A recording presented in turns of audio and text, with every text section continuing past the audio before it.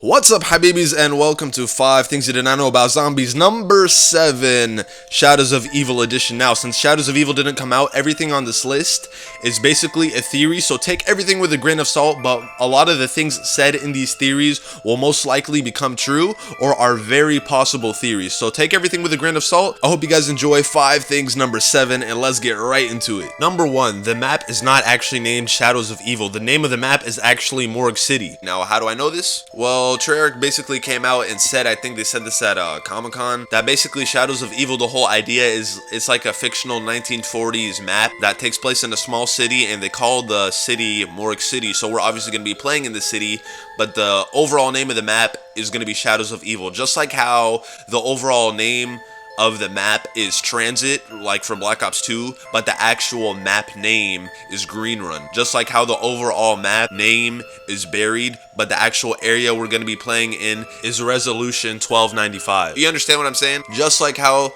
the overall map name was Origins, but we actually played in Excavation Site 64. You understand what I'm saying? Also, something that Treyarch likes to do is they like to put the underlining map name on the picture of the map. Like this, for example, they put Transit on where the picture of Transit is, but on the actual loading screen they put the actual area of the map or the name of the map, so they put Green Run right there. And then on the second line they usually like to put some details about like where it is or something like that, and then on the third line it says again the underlining map name, not the actual map name, the underlining map name. So for Shadows of Evil we should expect something like this. We click on the underlining map name and I kind of replaced it where it said Transit, then we press start game, it starts up the loading screen like that, and at first it just says like the area of the map, then the rest of it pops up just like it does in Green Run. Also, let's just talk about the name of the map. The name of the map is Shadows of Evil, and we do know that the mysterious man is called the Shadow Man. And you see, the reason I think that this is an interesting underlining name for the map, Shadows of Evil, is because it's not Shadow of Evil, it's Shadows, multiple. And if the mystery man is called the Shadow Man, and if we know that there's multiple shadows, then that means that there are multiple Shadow Men. And that is actually true. If you go to Kino der Toten, we know there are a bunch of those Shadow Men everywhere. There's like 5 upstairs in this room over here if you go in no clip mode, and we have one of them on the floor right here and one of them right next to our 4 characters.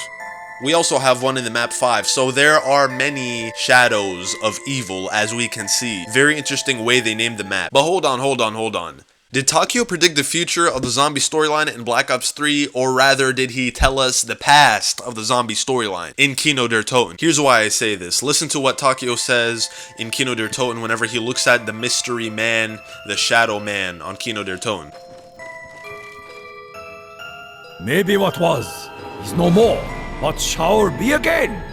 Now, if you've been following my channel, then you have already seen this part of the video, so what I'm going to do for the sake of not boring you is I'm going to explain it quicker and in a different way. Now, if you want to see the full in-depth explanation, click on this box right here and it'll lead you to the full explanation video that I did. But anyways, I just think the way that they named the map Shadows of Evil is interesting because it's not Shadow of Evil, it's Shadows. So if we know that the mystery man in the map is called the Shadow Man and the map is called Shadows of Evil, then we can infer that there are multiple Shadow Men, and the closest thing we've ever seen to a Shadow Man and zombies is in Kino der Toten, those faces, or the missing portrait or the missing image. Now basically when Takio walks up to it and says maybe what was is no more but shall be again, he may be inferring that the Shadow Man was in power, is no more but shall be again in power. Now why do I say power? Well, we do know in Shadows of Evil that the mystery man or the Shadow Man has power, some type of controlling power over the 4 characters. In fact, he might be the demonic announcer. Now, I actually think that for the Shadows of Evil Easter egg, the goal of it is to take the Shadow Man out of power or destroy him. Now, how do I know this? See, not to brag or anything, but I'm a smart motherfudger. I've discovered something. If you watch the Shadows of Evil trailer very carefully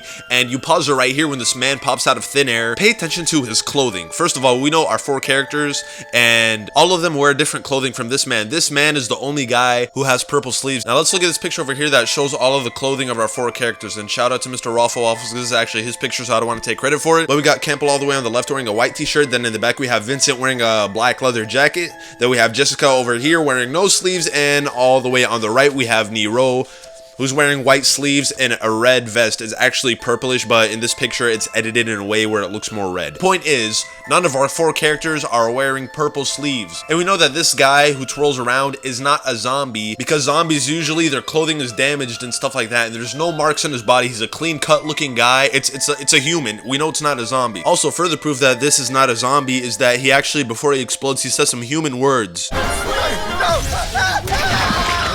So if we have 5 characters, 1, 2, 3, 4, 5, and one of the 5 characters is an unknown missing man, and in the trailer they show us 5 humans, but they don't show us that 5th human's face, then we can infer that that 5th human is that missing man that they haven't showed us yet. Plus, further proof that this could be the Shadow Man is that the way he twirls around, the way the camera angle is, they don't show us this man's face. They only show us his back. So they're keeping this man's face a secret, which further proves to us that this guy has a very strong chance of being the Shadow Man. So basically, quick recap, there's this one mysterious man in the trailer that we haven't seen his face yet, and he is wearing the same hat that the Shadow Man wears in his silhouette, as we can see. So common sense is literally telling us that this swirly guy that explodes is the Shadow Man, which perfectly supports my theory in my last video where I said that you have to destroy the Shadow Man in order to complete the Shadows of Evil Easter egg, and that was like the goal of the Easter egg, and this completely supports what I just said. And that would explain why in Kino der Ton, when Takeo looks at the picture, he says, maybe what was is no more, but shall be again. Maybe this Shadow Man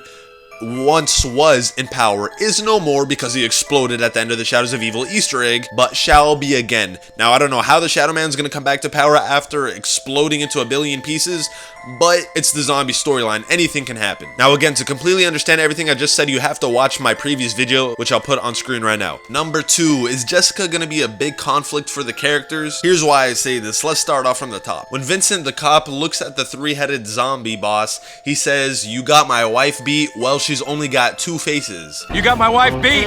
She only has 2 faces! It's interesting that he says wife. Now, the only female that we know that is on the map, Shadows of Evil, is Jessica, which kind of leads me to believe that Vincent, the cop, and Jessica may be, they may be husband and wife. Because just think about it, it's kind of a common sense type of thing. There's no other female on the map for Vincent to say, "You've got my wife beat," well, she's only got 2 faces. There's no other female on the map for the zombies to beat besides Jessica. You understand what I'm saying? It's kind of just a theory, but I'm just gonna stick to it for this part of the video. Now, him saying she's only got 2 faces is basically him saying that, you know, my wife is shady, she does things behind my back. And that would make sense if you look at Jessica's character bio.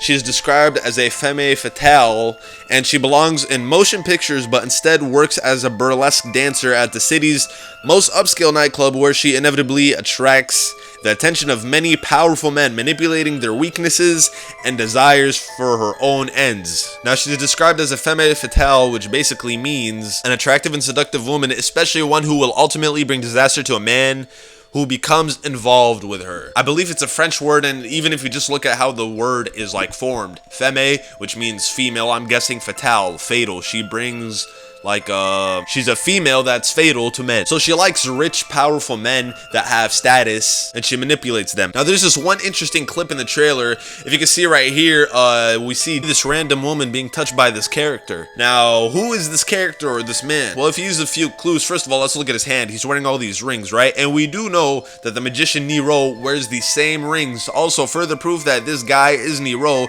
is we know that he wears that, like, long or that big gold chain necklace, right? If you look at his back, he's wearing that same chain. So this proves to us that this man is Nero. Now, let's look at Nero's bio. Nero the magician. Born into enormous wealth, the magician grew up surrounded by lackeys and sycophants, and a lifetime of constant praise and attention has only fueled his deeply misplaced arrogance. So basically, he's a man of power. He's very rich. So Jessica manipulating Nero would perfectly make sense, because obviously she would want his, like, you know, status or his money. So Nero would be a perfect target for Jessica. And as we could see in the trailer, that Nero is easily manipulated by women. Now, for all we know, it could just be one of those, since he's a magician, you know how like in every magic show, they always have that slutty girl to perform the magic trick or something like that. It literally could be something like that. We don't know. It's just a theory. But there's even more proof. Check this out. This is what I found near the end of the trailer. So while Jessica's doing her little her slutty performance or whatever she's doing on the stage, if you look in the crowd, you can see this guy right here, and if you look at his back, you can see Nero's chain and yes, Nero's white sleeves. This is Nero. So Nero is obviously attracted to Jessica, which is supposedly married to Vincent. So Vincent the cop and Jessica are married because he says, "You got my wife beat." Well, she's only got two faces, basically saying she's a backstabber. This would make sense because according to Jessica's character bio, she would technically be attracted to Nero, which would make her be cheating on Vincent, which would cause an issue between Vincent and Nero. It might be interesting how it all plays out, like with the character chemistry and stuff like that, how Jessica could be a big conflict to the characters. And yeah, I guess we're gonna have to wait and see how it, we're gonna see in the dialogue of the characters while we play the map. It's gonna be pretty interesting, I think. Number 3, the similarities between Shadows of Evil and Mob of the Dead. Now, we all know that they're connected, but there are some interesting connections between them that some people haven't really, pointed out. Well, first things first, it's interesting to see that whenever Treyarch first came out and said that the Zombie World reveal was gonna be on July 9th in San Diego, it's interesting to see that they used the Mob of the Dead picture. Now, Zombies is so detailed in the simplest things that it kind of blows your mind. Now, this picture right here, let's analyze it because there's kind of some type of symbolism behind it. Like you guys know in past videos, there's so much symbolism in the zombie storyline. Through the pictures and through the teddy bear, there's just so much. So in this picture right here, at the time when they showed us this picture, we didn't know that the next map, Shadows of Evil, was going to be connected to Mob of the Dead. Now, we see the storybook right here where the picture of Mob of the Dead is, right? And obviously we do know that zombie storyline is like a book or a comic book. So the fact that they have the Mob of the Dead picture on one page and a blank on the other page, which that world reveal on July 9th was going to be Shadows of Evil, is basically symbolizing that the story of Mob of the Dead was not finished and that the rest of the Mob of the Dead story will be drawn out on July 9th. And it would have been drawn out, and that's why they kind of left those crayons or those pencils or those markers or whatever that is on that page right there. So the rest of the story, or the second page to Mob of the Dead, would be drawn out, and that's where the symbolism comes in. The second page to Mob of the Dead will be revealed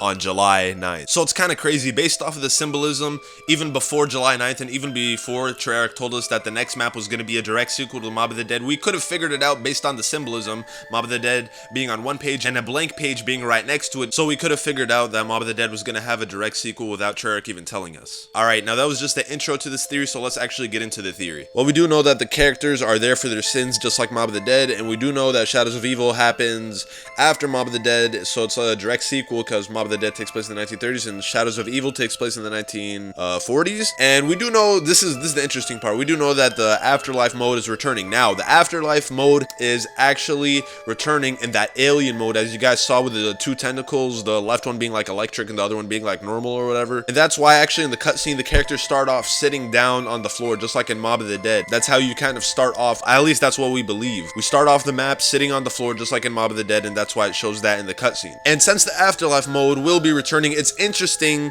because you have to think we're probably going to be like powering each individual perk machine just like we did in Mob of the Dead. So we're going to be seeing that power system returning in Shadows of Evil, which I'm very excited for. I like that power system. Also, whenever this mystery man kind of swirls in the air and you look around carefully, first of all, we see some portals, these red portals, and they kind of reminded me of the portals that the dogs come out of in Mob of the Dead. Also, something interesting is if we pause it right here, we can see under the ritual table that there's a satanic star, further supporting the whole hell satanic map type of idea. Also, something very interesting is whenever this twirly man is in the air, if you look under him, you see what looks like to be the moon ball, like the ball that you use in the moon Easter egg, and it's swirling and this orange light is coming out from the sides of it. That's very interesting. It looks very similar to the moon Easter egg ball. We also see this moon Easter egg ball whenever Nero he throws this object, and if you look carefully, it actually is the moon ball. So that's pretty interesting that they're bringing that ball back into an Easter egg again. And it's interesting why he's throwing it, so it might be used actually as a weapon, or it just might be part of the Easter egg to pick it up and throw it into whatever part you need to throw it, just like it was on Moon, how you kind of have to knife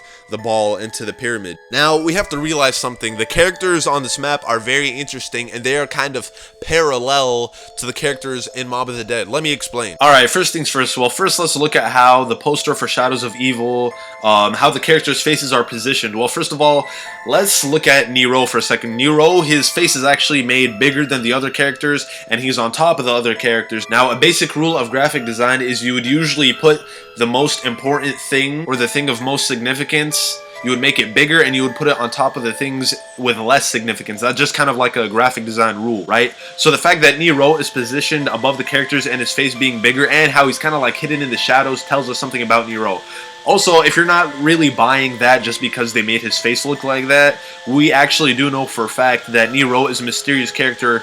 I think it was at Comic-Con, they had some, I'm pretty sure you guys have heard about this by now, but they had some real-life zombie escape type of thing, and you could see all of these Nero, like, posters, just specifically for Nero and not for the other characters. So we do know that Nero is an extremely important character, and he is superior to the other characters, and he knows something that the other characters do not. So Nero would, since we know that Shadows of Evil is parallel to Mob of the Dead, we know that Nero would represent the Weasel in Shadows of Evil. Now, the Shadow Man, we see the Shadow Man, he's like behind Nero and he's much bigger, and he's kind of like overruling the other characters in this poster. So since it's parallel to Mob of the Dead, if this was a Mob of the Dead poster, obviously the devil would be in the background, right? So if they were to make a poster like this for Mob of the Dead, since they are parallel like maps basically, it would look something like this. Now for Finn, Sal, and Billy Handsome, I just kind of positioned them randomly on the map or randomly on the poster because I don't really know if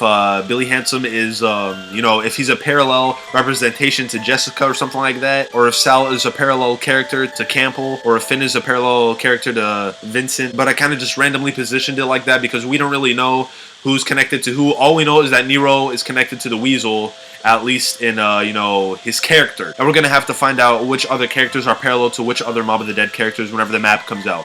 Now, the characters on Shadows of Evil may not be the only things that are parallel to Mob of the Dead. Maybe the Easter egg will be a parallel representation, meaning it's the same type of steps, or at least the same type of concept for the Shadows of Evil Easter egg as it was in Mob of the Dead. And maybe, like I said before, that you may have to break a cycle or make the cycle continue, just like in the Mob of the Dead Easter egg. So I really cannot wait to see how the story of Shadows of Evil, you know, progresses or whatever, and how it is parallel to Mob of the Dead. I'm actually very excited for this map. And also notice how the Hell's Redeemer or Hell's Retriever or like the little tomahawk thing in Mob of the Dead, notice how they have a parallel for that in Shadows of Evil being like the elemental swords. Now, as I said earlier, the Afterlife mode will be returning, but it's going to be returning as the alien mode type of thing. And you know those gates that are like chained shut? The same gate that Treyarch teased to us on Facebook in that one picture, and these gates have those interesting codes that nobody's figured out yet. Well, those are basically going to be like the portals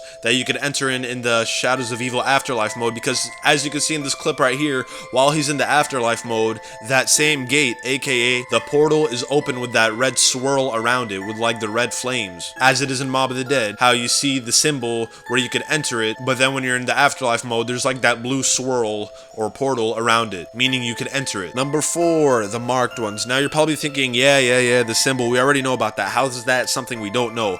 Well, let's talk about it. It gets pretty interesting. Now we all know that the characters have the mark of the beast, and they are known as the marked ones. If you have the mark of the beast, you are known as a marked one. And we are assuming that if you have the mark of the beast, then you are cursed, and we do know that only the cursed survive. But what do the cursed survive? This may be saying that the cursed ones will survive the zombie apocalypse, and we do know that our characters are cursed, so if our characters are cursed and the cursed are going to survive the zombie apocalypse, then that must mean that for the Easter egg of this map, there will be an alternate ending besides dying, just like in Mob of the Dead, just like I finished talking about. And yeah, there might be an alternate ending for the Easter egg where you survive the zombie apocalypse, basically meaning that the circle will be, or the cycle will be broken and the story ends there, just like in Mob of the Dead. But wait, I got an interesting question. Why do the marked ones not want you to blink?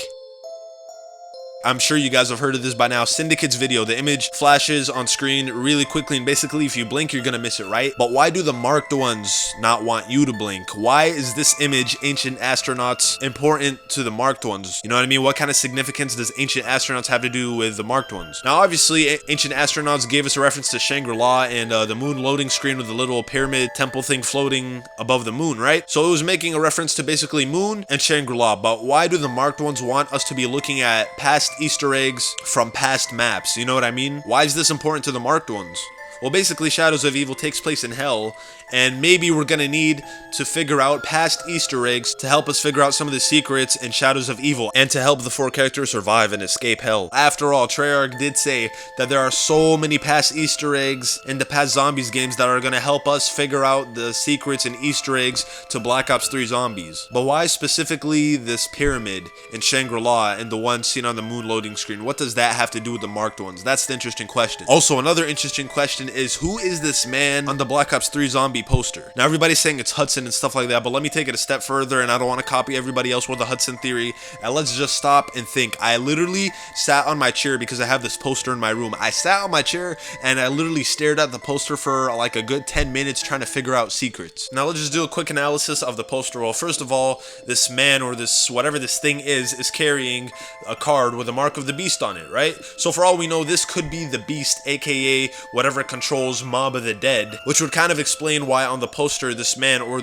this devil, or whatever it is, has red eyes, just like the red eyes on Mob of the Dead. I did say in a previous video that the only 2 things we've ever seen in the zombie storyline with red eyes was the teddy bear and the zombies on Mob of the Dead. Well, we have a 3rd thing. Now we could add this man on the poster that has red eyes. Now, we do know that Chicago Shadows of Evil represents hell, and this man could be basically Satan or the devil ruling over hell, standing over Shadows of Evil, representing the devil standing over hell, or like the ruler of hell. And that kind of goes with the way that they designed the poster, with the Mark of the Beast card being on fire in the background, having a fiery wave to it. Also, just look at the way he's kind of standing over the Chicago city, kind of like how the Shadow Man was overruling everything on the Shadows of Evil poster. But the way he's standing over the city almost feels like he is like ruling the city, or he may be the demonic announcer of the city. But I mean, it's kind of hard to say because we're not 100% sure if Samantha's ruling the map, or if the Shadow Man's ruling the map, or I mean, we definitely know that the devil from Mob of the Dead is not ruling the map because the eyes aren't red,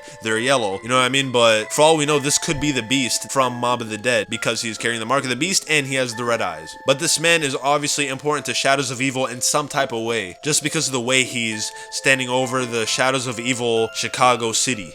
But I also think that if Treyarch was trying to depict how the devil looked, they probably wouldn't represent him or, you know, draw him wearing a suit and tie, you know what I mean? Now let's just focus on the Shadow Man for a second. Now we do know that the Shadow Man has good intentions for the characters, but he doesn't at the same time. He's described as dark and different, and he helps the cast survive. So if the Shadow Man's goal is to help the cast survive, then that means he has to curse them because only the cursed survive. But if he has to curse the cast, that means he has to give them the mark of the beast. But the one with the mark of the beast in his hand is this man on the poster. And this man on the poster is basically the one who gives the mark of the beast, which would mean that this man is the Shadow Man, but that wouldn't make sense because this man is not wearing that Shadow Man's hat. So really, it's all like a confusing mumble jumble of theories, you know what I mean? Nobody knows for sure. Now, Robert Picardo, who is the guy that plays the Shadow Man, describes Shadow Man's role in Shadows of Evil as being ambiguous and dark. Now let's focus on the word ambiguous. Now, if you look up the definition of the word ambiguous, it says open to more than one interpretation, having a double meaning, and the second definition says unclear or inexact because of a choice between alternatives has not been made. Now let's focus on the first definition. Open to more than one interpretation, having a double meaning. Now this actually matches with my last theory on my last video, where I said that the Shadow Man could be the man in Kino der Toten, but at the same time, he is the Shadow Man in Shadows of Evil. He has a double meaning, and you could interpret him in any way you want. He could be the man on Shadows of Evil, and he could be the man on Kino der Toten. It's all about your interpretation of the Shadow Man. Now let's focus on the second definition, unclear or inexact because of a choice between alternatives has not been made. Now, alternatives, let's focus on that word right there. That's interesting. This one might be pretty hard to understand, so just bear with me. Alternatives. Now, we do know that there's an alternate universe to the zombie storyline. We know that there are 2 universes in the zombie storyline. There's the dimension number 1, which is the evil Richtofen, and there's dimension number 2, which is the normal origins Richtofen. Now, we do know in the zombie storyline that dimension 2 Richtofen goes into dimension 1 to kill dimension 1 Richtofen, rewriting the whole zombie storyline. So that is one of the alternate choices. So basically, it's saying that the Shadow Man depends on what alternate choice you take. Basically, if evil Richtofen is killed, then that rewrites the whole Black Ops 1 and Black Ops 2 zombie storyline, and this man becomes the Shadow Man. And if the evil Richtofen plan works out and basically evil Richtofen is not killed, then this man becomes the Shadow Man. So the Shadow Man depends on which choice is made, whether evil Richtofen is killed and his plan doesn't work out, or if he is not killed and his plan does work out. Who the Shadow Man is depends on that. Unclear or unexact because of a choice between alternatives has not been made. So this means that the Kino der Toten Shadow Man is linked with the evil Richtofen's plan working out, and the Shadows of Evil Shadow Man is linked with evil Richtofen being killed and the storyline being rewritten. Now we do know that Shadows of Evil takes place in the 1940s, and so does the Giant bonus map. It takes place sometime in the sometime before 1943, because that's when DIDNT takes place. So the Giant is the story obviously before DIDNT, so it has to take place before 1943. So it's seeming like that the Giant map happens before Shadows of Evil, and if the Giant bonus map takes place before Shadows of Evil, that means that the evil Richtofen has already been killed by the time you're playing Shadows of Evil, meaning that the Shadow Man has been rewritten, and that would explain why this man with the hat would be the Shadow Man instead of this man. After all, I did hear several times that this will probably be the last Zombies game, and this is going to be like the finale to the story, and if so, they are probably going to do a remake or a remaster for all the maps, and when they do that, they're probably going to add some slight changes to all the maps, just like they're doing with the Giant, because the Giant is like the alternate choice of what could happen in the storyline, right? So all the maps that they remake are probably going to be what happened in Kino der Toten, Shangri-La, and all the Black Ops 1, Black Ops 2 zombie maps when evil Richtofen was killed, and the maps changed slightly because some events were changed in the maps because the story went a different direction. So for example, in the alternate version of Kino der Toten, after evil Richtofen was killed, instead of having this guy's face as the Shadow Man, it will probably be this guy's face as the Shadow Man, because you took an alternate path. When evil Richtofen is killed, this man becomes the Shadow Man, and when Richtofen's plan works out, this man becomes the Shadow Man. And again, that matches with the first definition, more than one interpretation.